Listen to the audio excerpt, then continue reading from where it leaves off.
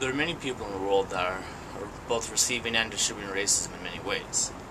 Of the receiving end, it is likely that they'll have their lifestyle or personality altered by this racism. Among said recipients, teenagers and adolescents are more impacted by racism than others. But the most influenced by racism is small children and kids that are constantly exposed to racism as they grow up to be adults. As children grow up, their minds are attentive to everything that happens around them, and in this fragile stage of life, their minds are very moldable. In the book *Tkam Speech*, Scout grows up under the custody of her father, Atticus, who is a very important role model in her life. Atticus always enforces that everyone is equal, no matter what race, and that everyone should be treated the same, regardless of the color of their skin. An example of this would be how he treats Calpurnia. Even though she's black and working for him, he treats her just as a normal person, if not family, and he expects Scout and Jim to do just the same. I can relate to this because when I was a kid, my family and I went on a 2-week vacation, and we needed someone to tend to the garden and aquarium. The man we employed worked down the street and was Latin American. I asked my mom why he was different, and she said that he wasn't different. He just looked that way, but he was just as normal as we were. Kids are just incredibly influenced by racism that can harm them permanently throughout their life.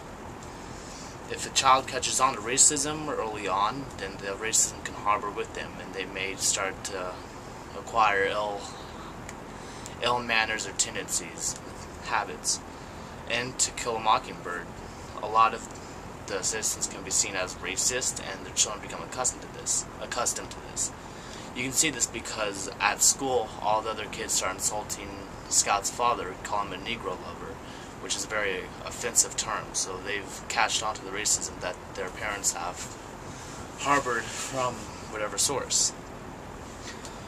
When I myself was a kid, I was exposed to some racism by some of my dad's friends. My parents had their friends over for a fun occasion, and someone was commenting on a story, and he said something about Asians being terrible drivers.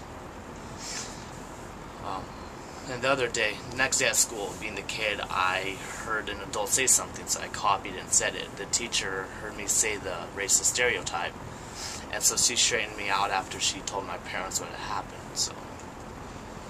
And there's just so many different ways racism can have negative impact, but there's also ways racism can be involved with a positive outcome. It may sound ludicrous, but racism can be affiliated with something that is positive too. If you look at it with a broader perspective, you could think that these children that were racist and insulting Scout's dad drove her to fight them, and so because she got in the fights, she made a pact with her dad, and that pact benefited them both because she no longer jeopardized her social stability or her education, and she was also able to spend more time with her father. When I was a kid, my brother, he got in a heated argument with an African American, and he started discriminating against him because of the color of his skin. Afterwards, my brother shared the story with me and thought it was funny, but I found it really horrible.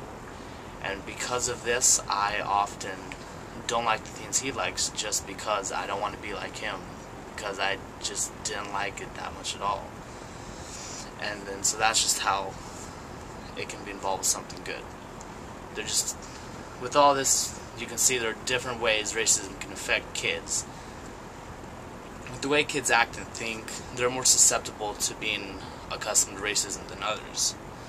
The younger influenced more. The teens are just as badly impacted, though, as small children. Many people are just changed by racism too, not just children and teenagers and other adolescences. Adults are commonly the source of racism, but they too can be influenced, but not as likely because their minds have fully developed and matured, and it takes a substantial reason to waver their beliefs in mind.